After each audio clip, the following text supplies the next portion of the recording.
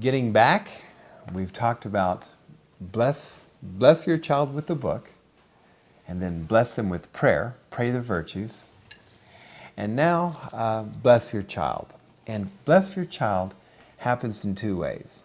One, by being a blessing to them, and the other is by speaking a blessing.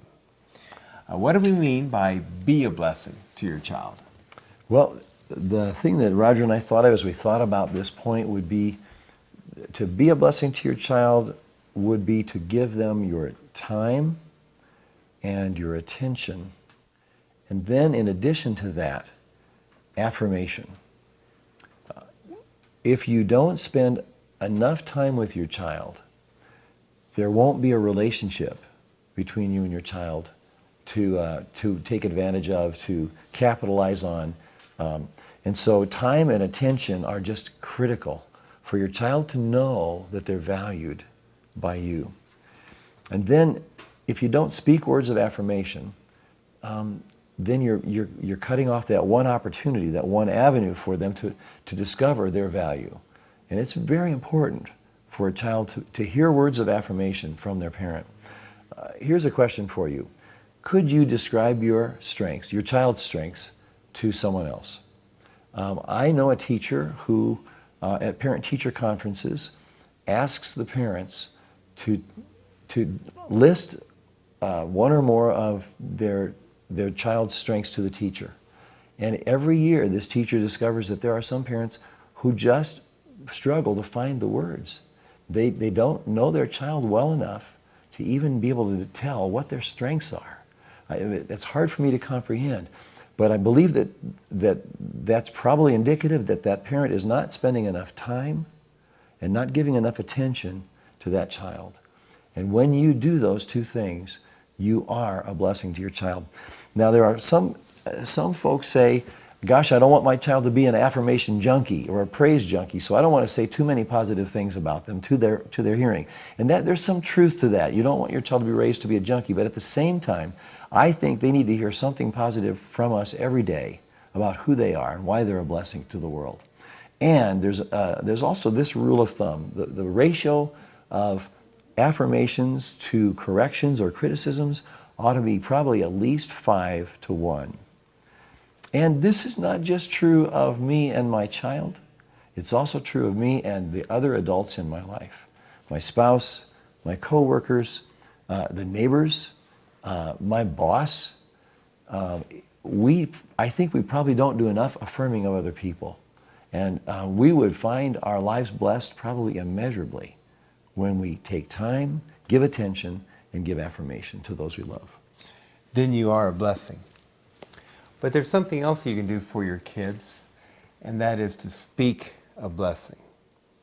To speak a blessing is something in which you are going to create a little event, or it could be a little event or a big event.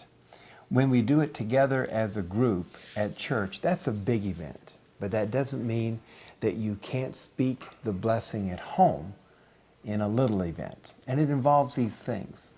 The first thing it involves is connection. And this is when you touch your child and you have a special connection point, knowing that something special is going to happen. You're going to speak words that really communicate that this child matters and it's going to be a blessing over them. So that's a special connection.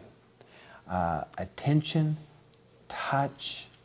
Even eye contact. Eye contact. Make sure you look them in the eye. Yes. And then the next thing is speaking the words of a blessing. A blessing is a prayer spoken out loud over another person. And it's calling upon God to bring a favorable future. So you're praying that there would be a blessing in that person's life that gives them a sense of hope for the future and direction as far as a child hearing it. This is part of my course because this has been blessed over me or prayed over me for that matter. The third part of this blessing is as you get their attention, as you speak these words, and as you have a positive future, it's to say that you have a commitment to help that blessing happen. Now, this may not be spoken, this may be acted out. But it's acted out sometimes in the future when you recall, do you remember how I blessed you? You're doing just what I prayed over you in that blessing. And you're helping to encourage them for that. You're staying committed to them to watch that blessing come part of that child's life. So let's look at some blessing possibilities for how we will bless our children when we present to them their first picture Bible. What would be the words we use? So what you'll do is you'll bless your child when you hand them the Bible. And think of simple words that your child will understand. I bless you, Sophie, with God's Word. It's your Bible. May you come to love it. Or, I bless you, Jacob, that you would grow strong in knowing God's Word. As you're giving it to them, what you probably want to do is also touch them.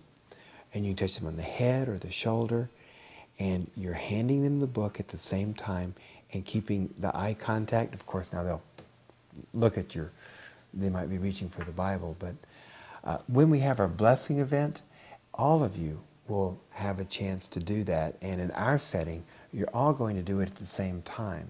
And then we're going to have a group blessing that will all speak. We'll explain more later about that. And the congregation will also have a blessing prayer over you at the end. So be thinking, what words would you use to bless your child as you hand them their first picture Bible?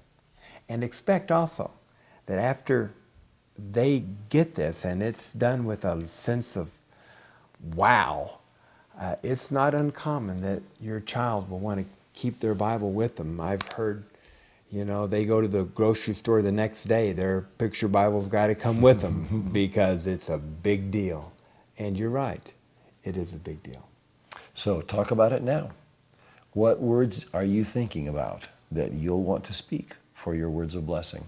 Just share in your small groups the thoughts that are on your mind, and maybe they will help guide you to just the right blessing that you want to speak. We'll be back in a few minutes.